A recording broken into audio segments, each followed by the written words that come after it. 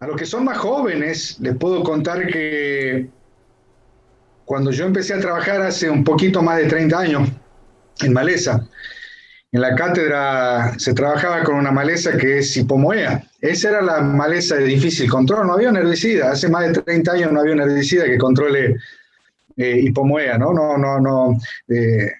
Creo que nuestra primera revolución fueron las imidazolinona. Cuando surgen las imidazolinona, el imazaquín y el imacetapir, por primera vez teníamos herbicidas que controlaban eficazmente hipomoea. Y, y todo fue cambiando y nos apareció Amaranthus quitensis, resistente a los ALS. Y después nos vinieron unas lindas vacaciones después del año 96 con la introducción de las variedades transgénicas resistentes al glifosato. Y hasta que en el año 2003, 2004 empezamos a ver los escapes allá en el norte, en la zona de Campichuelo, toda esa zona de antes de Tartagal, Mosconi. Empezamos a ver los escapes de sorgo de Alepo, que pensábamos que eran escape, y después hicimos curva de respuesta 2 y nos dimos cuenta que era una resistencia a glifosato. Y de ahí empiezan a caer todas las resistencias o la intolerancia al glifosato.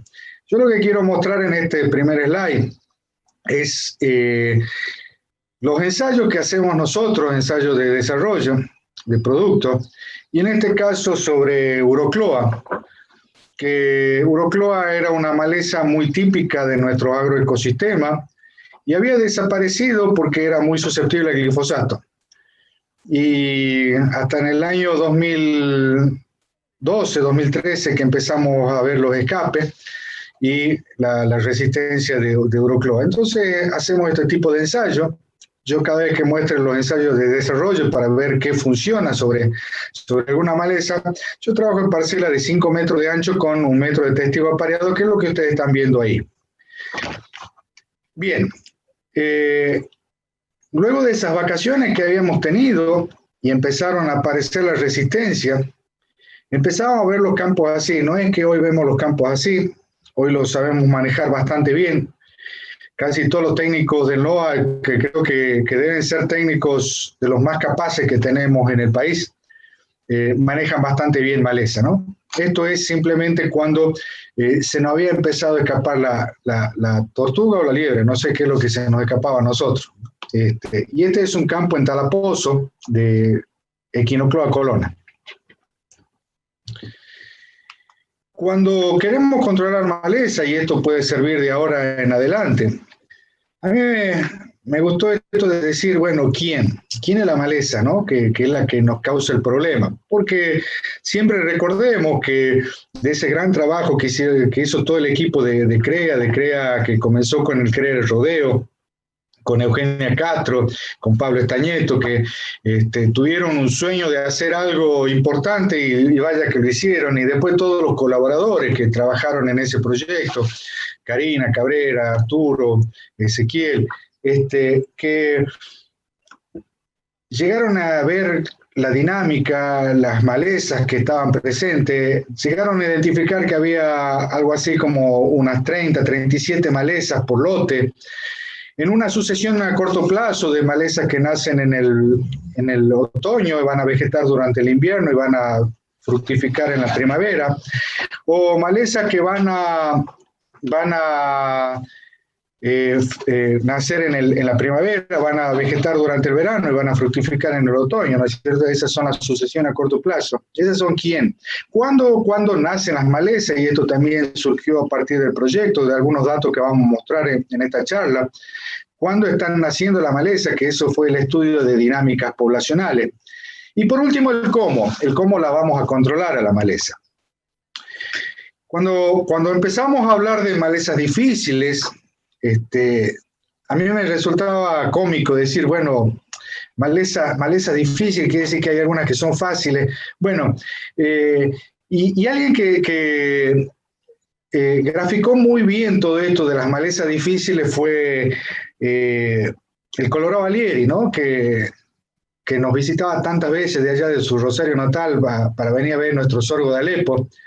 Y él decía que las malezas difíciles son poco conocidas, ¿no?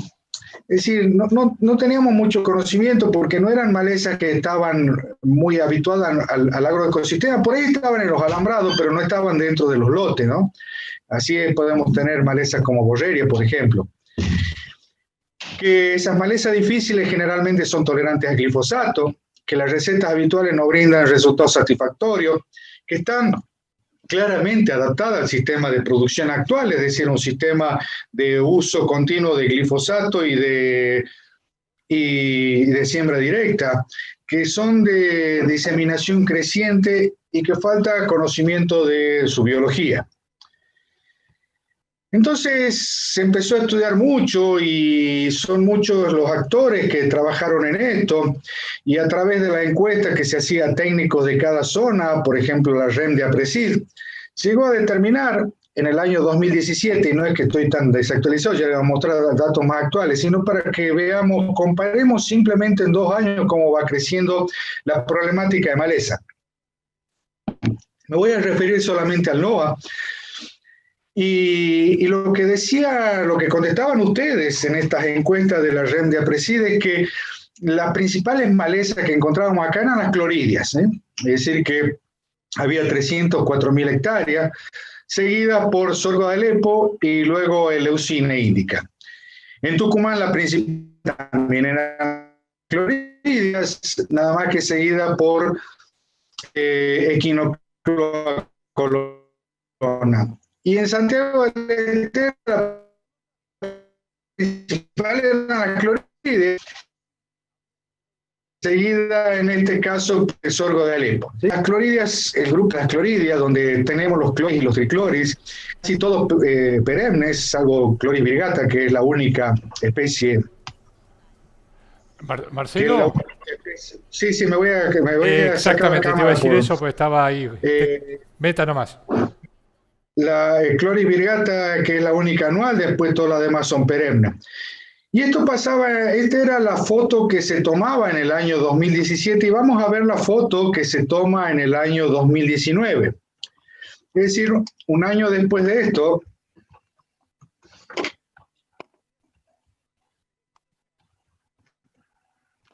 un año después de esa foto, es decir, de lo que veíamos en el año 2017, vemos lo verde o más oscuro sería lo que pasaba hasta el año 2017 y lo verde más claro es lo que ocurrió en esos 2 años. Y en esos 2 años vemos que hay un crecimiento de Amaranthus, que estábamos en 13 millones y medio de hectáreas y estamos en 20 millones de hectáreas, es decir, que creció 6 millones y medio de hectáreas. Vemos que el Leucine pasó de 5 millones a 8 millones, 9 millones, es decir que el Leucine es la maleza que proporcionalmente más creció. En 2 años creció un 80%. Fíjense que cuando yo nombraba ahí, ustedes miran la columna del amaranto y aparentemente no era tan importante, ¿no? Y a veces a mí me gusta ver la opinión o escuchar la opinión de ciertos técnicos referentes, ¿no? Y un día le preguntaba a Daniel Frascarolo, che, Daniel, si yo te tuviese que preguntar cuánto de amaranthus hay en el LOA, y él me decía un 100%. Siempre hay alguno que se escapa. Y le encontré tan lógica la respuesta de Daniel, que a veces no la logramos ver totalmente, pero bueno, son estas personas que tienen una visión diferente, ¿no? Amaranto es una maleza nuestra, nació, es muy propia de nuestros agroecosistemas. Y posiblemente no estemos necesitando que una máquina la lleve de un lugar a otro, simplemente estamos haciendo selecciones locales, ¿sí? Cuando estamos presionando con el uso de un solo herbicida, estamos haciendo una selección local. Y si bien ahí veíamos tan bajos los porcentajes de amaranto, cuando vemos los 20 millones de hectáreas que hoy se considera, esta es la encuesta del año pasado, del 2019, creo que ya estaríamos incluyendo prácticamente el 100% de nuestra zona con alguna planta al menos que se escapa en los lotes con amaranto resistente, ¿no? El Leucine, creo que los primeros datos que tengo es la ruta esta que va a Formosa, ¿no es cierto?, de ahí de Salta, que fueron los primeros escapes que llegué a ver y posiblemente sea la maleza de más distribución, ¿no? También ahí en Salta, ¿no? Y fíjense que ha pasado, en 2 años pasó de 5 millones de hectáreas a 9 millones de hectáreas, ¿no? Es decir, que creció un 80%, es la maleza que más está creciendo en importancia. En las clorides, que eran muy importantes ya de por sí, 8 millones pasó a 9 millones de hectáreas. Y entonces esas malezas difíciles empezamos a verlas resistentes, con los amarantos, las equinocloas, los eleucines, las urocloas, los sorgos de Alepo, Digitaria insularis que tenemos en la zona de la Jita, y rama negra. Y las tolerantes como borreria, los cloris, las comelinas, confrena, papoforum, verbena, malva, paritaria, etc. Otra cosa que esa sería quiénes son las malezas, ¿no? El cuándo van a estar presentes, lo estuvimos viendo con las dinámicas poblacionales, y en este cuadro un poco está representando cuándo es la presencia de la maleza, cuándo son los nacimientos de la misma, cuáles son las cortes, porque una maleza no nace en un solo momento, sino que nace en 3, 4, 5 cortes durante el año.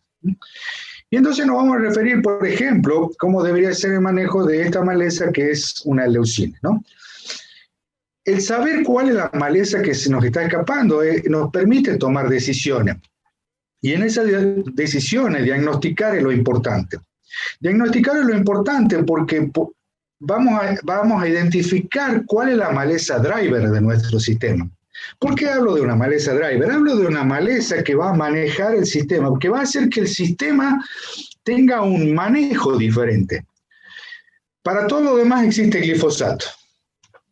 Glifosato va a seguir controlando gran parte de esas 30, 37 malezas que tenemos, glifosatos más hormonales, por ejemplo, pero esta maleza, que en este caso es donde estamos apuntando la mira, que sería una eleucine, necesita un manejo diferente porque es resistente al glifosato. Entonces, para todos estos cardos que tenemos acá nacidos, glifosato lo va a controlar. Esta leptocloa también van a ser controladas por glifosato, pero esa eleucine no es controlada por glifosato.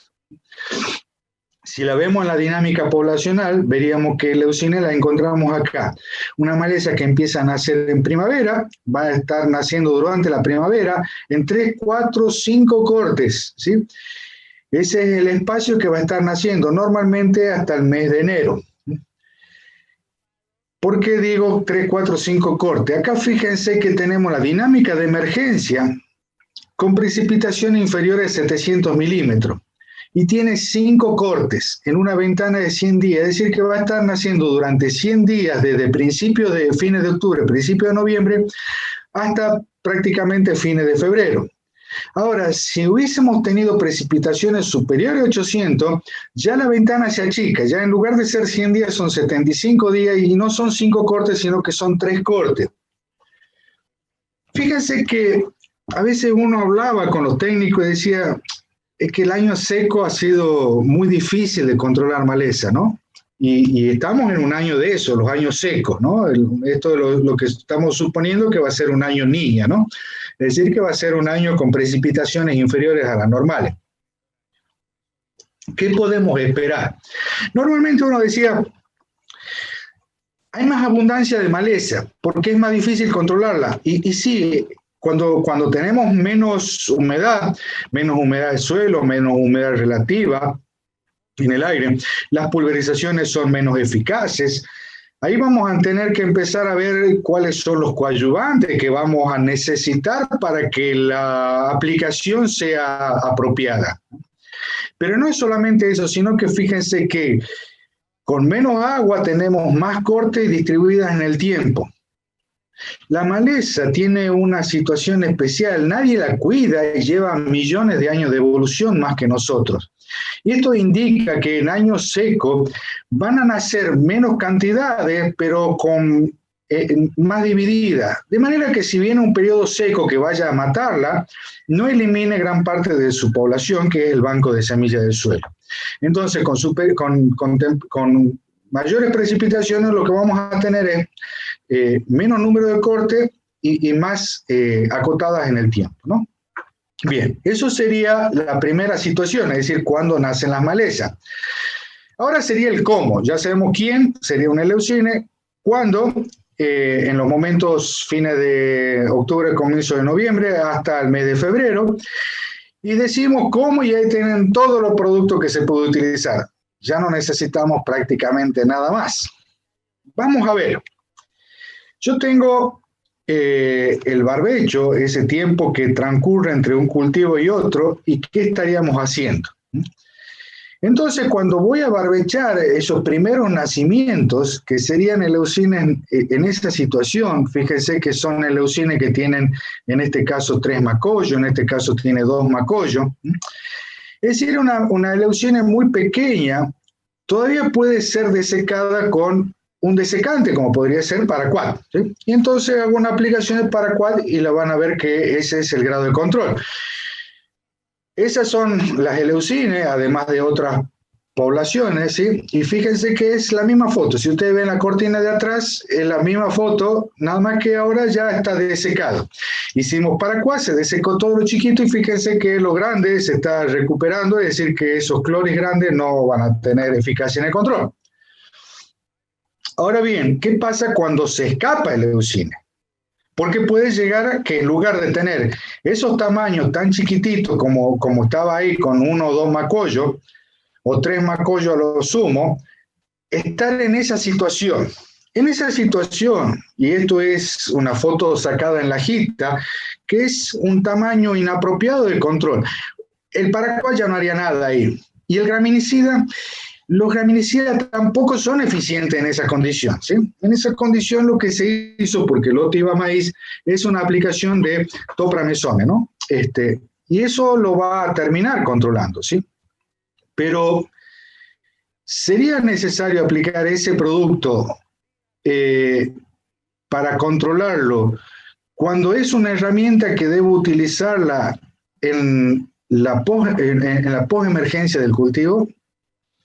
Entonces, cuando queremos controlar maleza y viendo esos tamaños, tenemos que tener en cuenta que para controlar maleza necesito tener un producto eficaz. Podría haber sido el paraquat, pero en su momento oportuno son 2 macollos, 3 macollos o 1 macollo. Ese es el momento oportuno, es decir, que yo tengo que tener un producto eficaz en un momento oportuno y con una buena calidad de aplicación. Si yo tengo esa condición, entonces voy a tener éxito en el control. Y vamos a tener un cultivo limpio, libre de maleza. Yo recién mostraba el momento de inicio de esto que sería el barbecho. Si yo vengo de un maíz como los maíces nuestros tardíos, es decir, que son maíces que estamos sembrando normalmente en el mes de enero y vamos a hacer la trilla en el mes de julio o principio de agosto, y tengo ese espacio que es el momento en que debería estar haciendo los barbechos. Si tengo una soja de segunda, o para nosotros más que de segunda, porque segunda sería que venga de un trigo, pero nuestras sojas siempre son un poco más tardías, es decir, nosotros no tenemos una soja de octubre, que serían las sojas de primera de pampa húmeda. Nuestras sojas son sojas a lo sumo de fines de noviembre, normalmente vamos a decir que son de mediados de diciembre, ¿no es cierto? Es el momento de la siembra de nuestras sojas, ya sea de segunda o de primera, vengamos de un trigo o vengamos de un momento de barbecho. Si yo tengo esa soja de segunda, vamos a superponer los momentos de control con la dinámica de la maleza. Es decir, que yo tengo principio de noviembre, fíjense que no tengo cultivo y todavía me queda unos 45 días hasta la siembra del cultivo, ¿sí? Después, muchas de las cohortes que tengo ahí, ¿no es cierto?, que sería enero o alguna que pueda caer en febrero en lugares muy secos, lo voy a estar controlando con una soja muy bien implantada, ¿sí? Entonces, lo primero que debería hacer sería ese momento, que sería principio de noviembre o mediados de noviembre, que estaría utilizando un barbecho, ¿sí? Es decir, el barbecho, si la planta es chica, podría ser con un paraquat, y si la planta es un poquito más grande, podría ser un graminicida. Ahora bien, de ahí hasta la siembra del cultivo, que yo voy a tener entre 45 días a 30 días, es decir, un mes a 45 días, ¿qué es lo que puedo hacer en ese momento hasta la siembra del cultivo?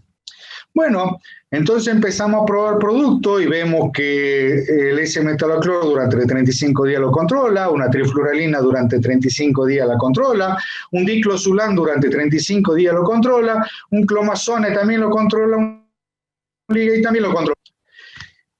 35 días seguro.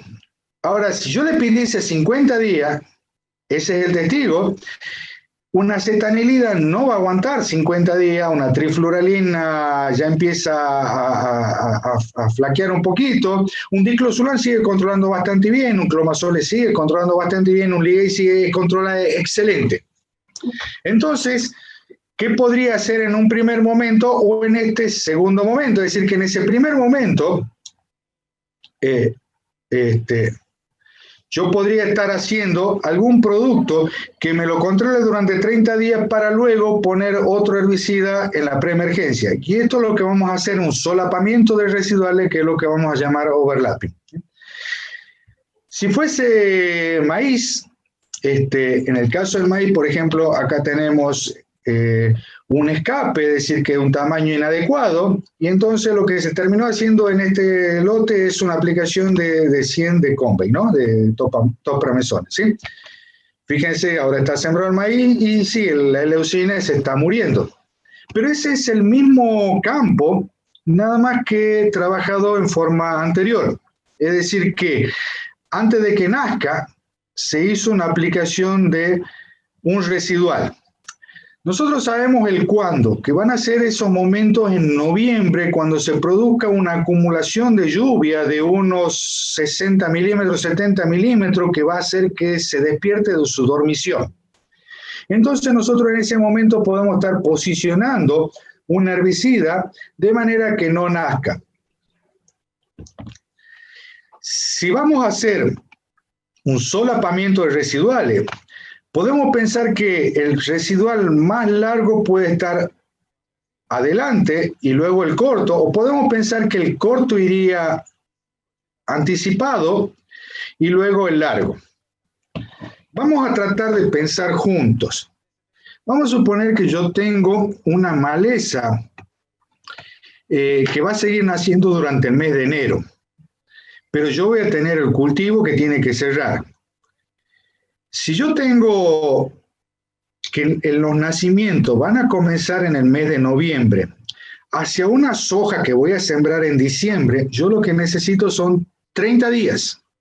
Es decir, que con un residual corto puedo llegar hasta el momento de la siembra y en ese momento pongo un residual largo de manera que me cubra el mayor tiempo posible hasta que la soja pueda cerrar y defenderse sola. Vamos a poner, por ejemplo, amarantos, ¿sí? El yuyo colorado. Podemos estar suponiendo que el yuyo colorado lo tenemos en casi toda la región, ¿no es cierto? Es decir, que tenemos en toda la región yuyo colorado. Si yo empiezan a nacer en el mes de noviembre y tengo que llegar hasta el mes de diciembre, yo necesito un mes, 1 litro de metribuzin, 300, 350 centímetros cúbicos de diflufenicán. Eso van a ayudar y estoy usando otro mecanismo de acción. Y estoy dejando, por ejemplo, un sulfentrazone, un fomesafen, que tiene una amplia residualidad para ponerlo en la preemergencia para llegar al cultivo, para llegar al cierre del cultivo. Es decir, que ahí solapo un herbicida corto con un herbicida largo. ¿Qué pasaría en este caso como el leucine? Que voy a la siembra de maíz, estoy con nacimientos de noviembre y tengo que llegar al 5, 10 de enero, que es normalmente cuando estamos haciendo la siembra de maíz. Es decir, que ya no tengo 30 días. Posiblemente tenga 45 días, capaz que tenga 50, capaz que puedo llegar hasta 60 días, no más de eso, que necesito la residualidad que me cubra ese tiempo. En la preemergencia yo voy a poner otro herbicida, pero sabemos que nuestros maíces, con la temperatura del suelo, van a dar prácticamente una hoja cada 3, 4 días, es decir que antes de los 30 días ya vamos a pasar el B6 y va a estar prácticamente cerrándose y con un buen sombreado, de manera de que se defienda bastante bien el maíz de los nuevos nacimientos dentro. Es decir, que yo lo que podría hacer ahí es intercambiar y poner primero un herbicida de larga residualidad, como podría ser un adengo, un biciclopirone, o sea, los HPPD, ¿no? Entonces pongo un HPPD, un adengo podría ir, por ejemplo, a una dosis de 350, de 400, un litro de biciclopirone, de ácuro, y entonces eso me va a dar 45 días, 50 días hasta la siembra. Llego limpio a la siembra y luego un herbicida un poco más corto, que podría ser un metolaclor con una atracina, un acetoclor con una atracina, ¿no es cierto? Y entonces de esa forma solapo, y fíjense que es el caso donde yo ahí tenía el leucine que nació y acá no nació. ¿No tiene leucine? Sí. Y cuando yo llegué a este lote, el técnico, porque lo conocía muy bien al campo, me dijo, estos campos tienen mucha leucine. Vaya que era cierto que la tenía. Lo que pasa es que como acá en el NOA, sobre todo, tenemos campos tan grandes, lo que nos puede ocurrir muchas veces es que no tenemos aceitada toda la logística de la maquinaria para llegar a tiempo. Entonces, como no llego a tiempo, se me termina escapando la maleza. Pero si yo puedo hacer un residual, no lo voy a estar dejando nacer, y entonces estoy en el mejor de los momentos oportunos de ese triángulo virtuoso, que es un producto eficaz en un momento oportuno y con una buena calidad de aplicación. Es decir, que en el caso del maíz sería esto. Esos serían los momentos para controlarlo. ¿Y cuál es la dinámica? ¿Sí? Y entonces, si tengo la logística, lo dejo que nazca, 1 o 2 macollos, aplico un paraquat y luego vengo con los residuales. Y si no, puedo hasta anticiparme con el residual, de manera de tratar de llegar libre de maleza hasta la siembra del cultivo, que es en el momento que voy a aplicar los preemergentes. Ese sería el caso de leucine, pero el leucine no está sola y entonces tenemos los yuyos colorados, ¿no es cierto? Es decir, que empiezo a tener una mezcla de gramíneas y latifoliadas, y supongamos que yo tengo ese yuyo colorado y le pongo un PPO y lo elimino y me sigue quedando la gramínea, ¿no? Y entonces lo que tengo que buscar es el partner, el compañero ideal que me controle las dos cosas. No solamente que me controle las dos cosas, sino que en lo posible ese compañero también me ayude en el control del yuyo colorado. De manera de no seguir presionando con un solo herbicida, es decir, cuando hacemos mezcla de herbicidas donde los dos controlan la misma maleza, lo que estamos haciendo es disminuir la probabilidad de generar nuevas resistencias. Bueno, en amaranto lo probamos sin cultivo. Fíjense, este es un ensayo que tenía 11 tratamientos, está con sus 3 repeticiones. Este es el testigo, esto es todo lo que ven acá, es el testigo apareado para ver la presencia de la maleza. Y fíjense, lo vamos a agrandar un poquito, fíjense, esto es un testigo, la foto está sacada 60 días después de la aplicación. Acá estaba todo seco y esto es lo que creció este yuyo colorado en 60 días.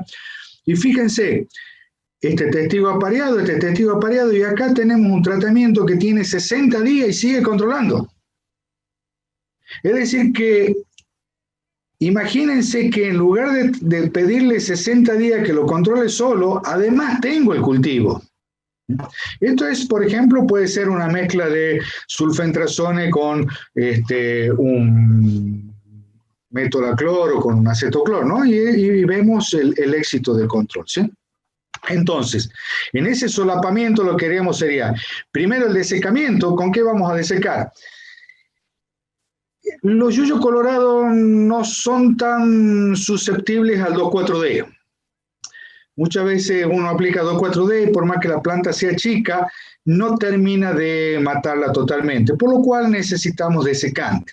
Nosotros hemos probado desecante, hemos probado paraquat a 2 litros y funciona muy bien, hemos probado glufosinato y funciona muy bien, hemos probado saflufenacil y funciona muy bien, hemos probado carfentrazone y funciona muy bien. Nada más que a los desecantes lo que hicimos fue agregarle 2,4-D. ¿Por qué? Muchas veces recibimos la consulta si está bien poner un desecante con 2,4-D. porque sería una cuestión medio que el desecante no permitiría que el 2,4-D se trasloque.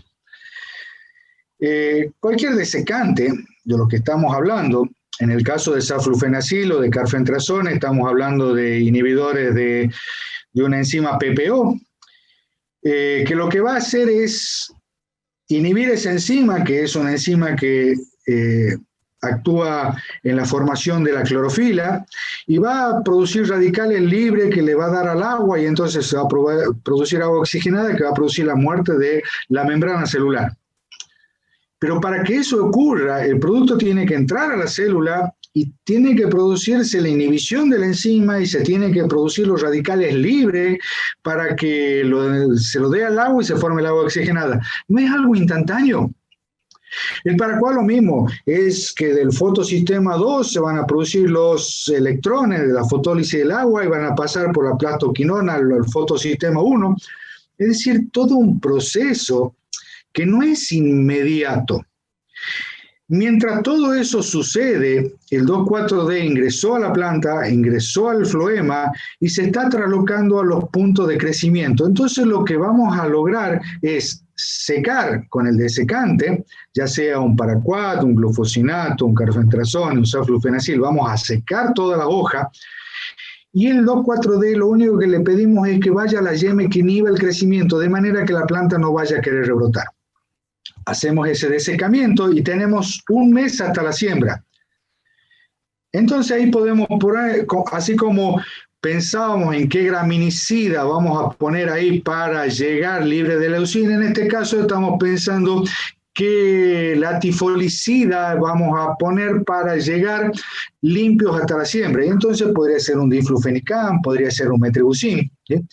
Y luego sí, de la siembra vamos a poner lo que mejor funciona, que son los PPO, un fomesafen, un flumioxacin, un sulfentrazone, siempre mezclado con las acetanilidas o con que todos estos productos son inhibidores de la síntesis de ácido graso de cadena larga, como puede ser acetoclor, metolaclor, S-metolaclor, piroxasulfone, que van a ayudar no solamente a que el producto controle, lo que no va a permitir es disminuir la probabilidad de resistencia y además tienen una fuerte colaboración en el control de malezas gramíneas. Y lo que vamos a lograr es esto. Esto es un cultivo hecho con un solapamiento de herbicida. Fíjense las altísimas poblaciones, en este caso de Amaranthus palmeri que teníamos en el lote, y esto ha llegado sin la aplicación de un postemergente. No tiene nada, ni glifosato de postemergente, y llegamos limpio. Es decir, que nos evitó la entrada posterior al cultivo con un herbicida postemergente. En el caso del maíz, ese sería el testigo, ¿no es cierto?, en los momentos tempranos. Y eso sería con el tratamiento. A medida que el cultivo crece, fíjense la población de yuyo colorado que tenemos, y en el caso de los tratamientos seguimos con el cultivo totalmente limpio. En el barbecho podemos hacer muchas cosas. Antes de comenzar la charla estaba hablando un poco con mi amigo Luquita Paterlini, que va a seguir después en la disertación, y hablaba un poco de la seca, ¿no?, que estamos viviendo y de lo que podemos esperar de un año seco como puede ser este año, un año que se supone será niña. Cuando el agua sobra todo anda bien. Esto sería un cultivo de cobertura, un cultivo de servicio. Esto es una vicia ya desecada, no hay presa, con todas las virtudes que tiene el cultivo de servicio. Porque a veces cuando uno opina así como estoy opinando en este momento, dice, no, vos estás en contra de los cultivos de servicio, querés solo lo químico. No, para nada. Simplemente que no creo que nuestro sistema de 25, 26 millones de hectáreas de sistema granario permita que en toda la zona haya un cultivo de servicio. Si hay algún técnico escuchando la charla de Lajitas al este, no me permitiría perder agua con los 550 milímetros que puedo tener hacia el límite con el departamento de Anta. Creo que no. Entonces, ¿es una virtud? Sí, pero esa foto que ustedes ven es un campo que tiene 900 milímetros de agua. Y si este año es seco, como ese campo no tiene napa, también la va a sufrir. O puede ser que hagamos un barbecho que sea químico. Es decir, que pongamos herbicida y entonces no estamos perdiendo agua con el hecho de que la maleza se esté consumiendo esa agua, ¿no? Y entonces, para tener un éxito, lo que tenemos que tener es poder preparar una cama de siembra libre de maleza, ya sea con cultivo de cobertura, con químico, pero tenemos que tener una cama de siembra libre de maleza. Y para lograr eso tenemos que tener un efectivo desecamiento.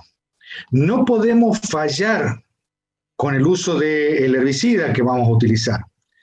Además tendríamos que utilizar herbicidas residuales fuertes. ¿Qué quiere decir con herbicidas residuales fuertes? Que tengan una muy buena residualidad, de manera que me permitan tener el campo lo más libre de maleza como sea posible. Si necesito aplicar herbicida postemergente, su momento oportuno es con malezas menores de 10 centímetros. Y otra cuestión que tenemos que tener en cuenta es el monitoreo de las malezas. Tenemos que evitar los escapes. No podemos pasar por alto cuando se nos produce un escape de maleza. Una vuelta en Estados Unidos habían hecho una encuesta que se preguntaba a los productores cuáles eran las principales dificultades que tenían en el control de malezas difíciles, ¿no? Y entonces podían contestar que ninguno no tenían problemas en el control de maleza, podían contestar que les faltaba información, no sabían qué utilizar.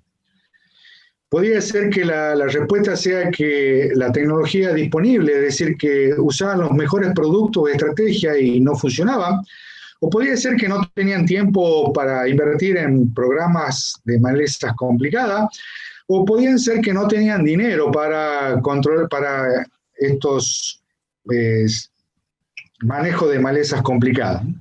Y lo que contestaron en esta encuesta fue que lo principal que contestaron fue que usaban los mejores productos de estrategia y no funcionaban. ¿Y esto por qué? Porque posiblemente tenían el producto eficaz según el desarrollo de una compañía o de una empresa o de INTA en nuestro caso, de una universidad, pero posiblemente el momento oportuno no era el ideal. O puede ser que la calidad de la aplicación no era la apropiada. En cuanto a momento oportuno, esa malva es susceptible al glifosato, pero esa malva no es susceptible al glifosato, ¿sí? Es decir, que ya está complicada la absorción, la translocación, o puede haber mucha metabolización. En este caso de malezas que son de un tamaño inapropiado, muchas veces el principal efecto es que la absorción es mucho más limitada.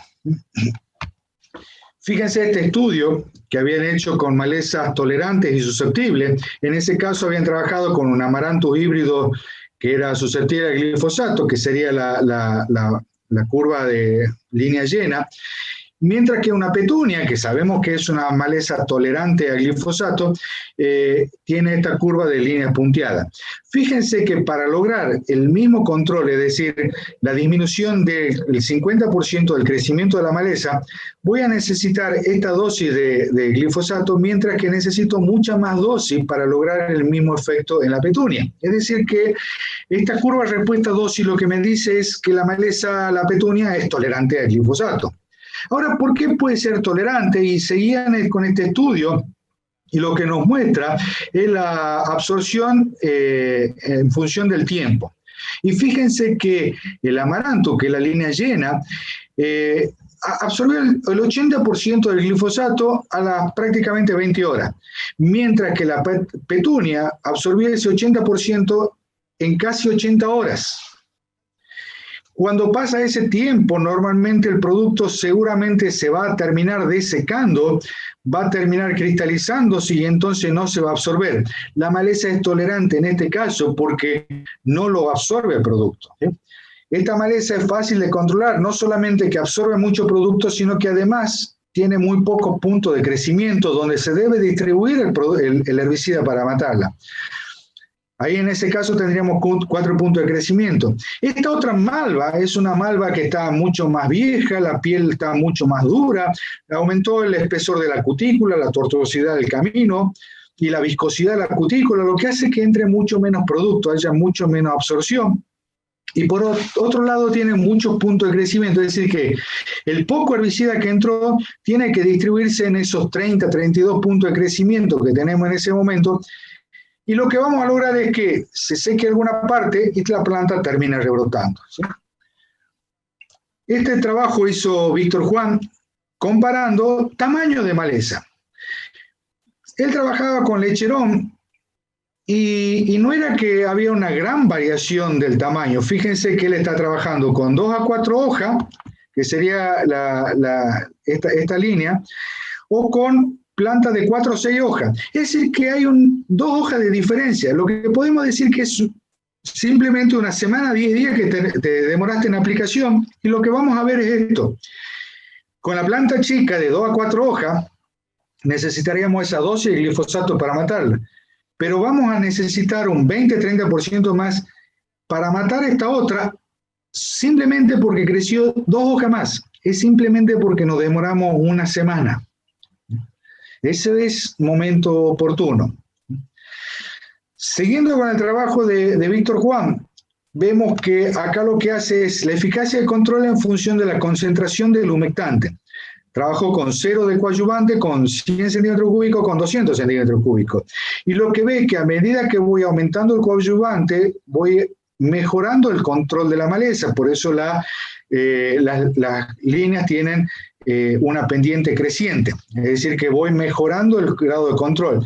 Y fíjense que llego en algunos momentos con la dosis más alta de coadyuvante, que puedo equiparar el control de ambas malezas, es decir, sin importar el tamaño, simplemente por haber agregado más cantidad de coadyuvante. Es simplemente porque mejoró la penetración del herbicida. Ahora bien, este slide el otro día me lo prestó mi amigo Lucas Remondino, que trabaja en el equipo de Luis Lanfranconi en Córdoba. Y me decía, mirá, en el país se aplican, tenemos 115 millones de hectáreas, ¿no? Se aplican 103 millones de hectáreas con coadyuvantes, ¿sí? Posiblemente no sea tanta la diferencia, porque lo que ponen en este slide es que en la región pampeana se aplica el 80% con coadyuvante. Acá en el NEA el 6% de coadyuvante y en el NOA el 8% de coadyuvante. Posiblemente está bien. Habría que ver también una relación de ponderar, ¿no es cierto? Nosotros tenemos 1,5 millones de hectáreas agrícolas acá, digamos, en el sistema agrario, ¿no? Pero fíjense que por ahí nos está faltando el uso de coadyuvantes adecuados para que esto funcione. Por eso es que yo hace rato les mostraba esta encuesta de los Estados Unidos que decía, yo uso los mejores productos y no funcionan. Porque a veces la condición, y sobre todo en esta época, ¿no? Nosotros ahora ya empezamos, en esta época hacemos los ensayos de desarrollo para ver qué puede funcionar mejor, qué coadyuvante puede funcionar mejor. Si es que necesitamos un aceite o si son otros tipos de humectante, qué es lo que podríamos estar agregando para que en estos momentos, por ejemplo, que hemos salido de un maíz y nos encontramos con cloris grandes, con ramas negras de tamaño inapropiado de control o con malvas de inapropiado de control, ¿qué puede funcionar para que controle bien en estos momentos de una seca extrema, ¿no? Tanto a nivel ambiental como de suelo, ¿no? Bien, entonces en estos coadyuvantes lo que deberíamos pensar es qué queremos pedirle al coadyuvante. Porque podemos pedirle que disminuya la tensión superficial, podemos pedirle que sea humectante, que ponga el tiempo de secado, mejor penetración, aumenta la retención del sustrato, disminuye la hidrólisis, disminuye la fotodecomposición, que sean espumantes, que sean espesantes, antiespumantes, agentes de compatibilidad, agente buffer, regulador de pH, quelante. Tantas funciones. ¿Y qué es lo que necesitamos pedirle? Porque no puede un coadyuvante cumplir todas las funciones de la misma manera. Entonces, si le pedimos que mejore el mezclado, por ahí lo que necesitaríamos es que mejore la dispersión. Porque si no, muchas veces nos encontramos con este problema, empezamos a hacer mezcla y lo que nos encontramos prácticamente en el tanque un dentífrico. Fíjense ese filtro. Esta es una aplicación, esta es una foto de una mezcla que era muy típica. La uso esa mezcla porque es la mezcla con la que prácticamente nací en la profesión. En esa época era la mezcla Lazo-Sencor, era la mezcla de alaclor con metribuzin. Hoy es una mezcla que podría ser un metribuzin con un acetoclor o con un metolaclor, ¿no? Ahí vienen los glóbulos de los metolaclor, es decir, el concentrado emulsionable, y vemos las partículas sólidas que están constituidas de una suspensión concentrada que sería el metribuzin. Fíjense la foto y fíjense qué pasa si yo a esa mezcla le agrego glifosato. Fíjense cómo se empiezan a aglomerar esas partículas sólidas y entonces podrían llegar a precipitar. Esto es una suspensión de una atracina, ya sea una atracina 50, una atracina 90, ¿no? Esas son las partículas. Esto está sacado con una foto con un microscopio, con un aumento del 40 por. Y eso sería la suspensión. Ahora, ¿qué pasa si a eso que está suspendido, esas partículas sólidas suspendidas en el agua, le agrego glifosato? Pasa eso. Se precipitó todo. Sobre todo si ese glifosato hubiese sido una sal potásica. Fíjense el campo limpio y significa que todas las partículas sólidas que estaban dispersas se han unido en esta gran masa. Entonces ya no estoy aplicando el producto. Yo lo que necesito ver es qué producto puede mejorar la dispersión de esto. O puede ser que yo lo que necesite es reducir la tensión superficial. Yo necesito que esa gota redonda, por esa fuerza de Van der Waals, se rompan esa fuerza de Van der Waals y entonces la gota se aplane. Y puede ser que yo mi hoja que necesito mojar sea diferente, ¿no? Y entonces acá fíjense que todas estas gotas no tienen coadyuvante, simplemente que la superficie es más o menos hidrofóbica. Pero esto sí tiene coadyuvante, entonces puede ser que tenga algo que sea extremadamente disruptor de esa fuerza de Van der Waals y entonces tiene una gran expansión de la gota, o puede ser que tenga menos expansión de la gota. Y entonces, ¿qué estaría buscando? Esto tiene muy buena cobertura, pero en este momento, con tanta sequedad ambiental, esto también me está ayudando a que se evapore más rápido y por lo tanto se seque más rápido el pulverizado y entonces por ahí se está cristalizando más rápido el producto y entonces ya no va a penetrar, ¿no? Entonces a veces puede ser útil o a veces no tan útil, ¿no? Todo va a depender de la condición, no hay una condición única. O puede ser que yo lo que necesite es mejorar la penetración y entonces vemos que tenemos dos vías de entrada, la ruta de entrada de los productos que son polares, los que son solubles en agua, o la entrada de productos no polares, que son los insolubles en agua. Si esto fuese el mismo producto, esto sería un éster de 2,4-D y esto sería una sal de 2,4-D. ¿Y qué es mejor? ¿Qué es lo que preferimos? Los ésteres, porque tienen mucha mejor penetración, porque tienen una afinidad con la cera. Y los que sean solubles en agua no tienen otra posibilidad. ¿Qué hacemos? Y bueno, y entonces lo que va a contribuir ahí es que el coeficiente de partición es lo que me da la lipofilicidad del producto. Cuando más lipofílico sea, más flujo difusivo. Pero si el producto es soluble en agua, no tengo nada que hacer. Sí, porque podés mejorarlo con algunos productos que sean penetrantes. Por eso es que muchas veces usamos aceite. Usamos aceite porque el aceite es una sustancia lipofílica, es decir, que va a tener afinidad con la cera y va a mejorar la penetración. Esto es una coniza y allá vemos una coniza muy bien controlada, ¿no? Lo que tenemos que tener en cuenta es que no debemos ignorar la falla de los herbicidas. Así como les decía hace rato que lo ideal es tener productos que produzcan un muy buen desecamiento, productos que residuales muy fuertes, es decir, que tengan una muy buena residualidad y control. No tenemos que ignorar la falla de los herbicidas. Una planta no va a causar una disminución de rendimiento. pero no se puede usar los umbrales como lo usamos en las plagas, es decir, monitoreamos muy bien las plagas y entonces decimos, no, tengo apenas 2 o 3 orugas y entonces por metro y eso no va a causar una disminución del rendimiento. No, no va a causar una disminución del rendimiento.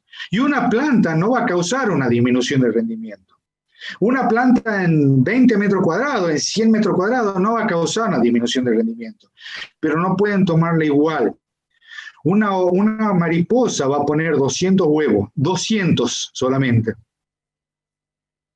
No importa cuánto van a nacer, porque tampoco es que van a nacer mucho, van a nacer solamente el 10% de eso, es decir, van a ser 20 orugas, porque el 90% está parasitado por parasitoideófago. Pero van a nacer todas juntas. Pero una maleza no pone 200 huevos. Si ustedes dejan una equinocloa, puede poner 30.000 semillas. Si ustedes dejan una eleucine, puede producir 60.000 semillas.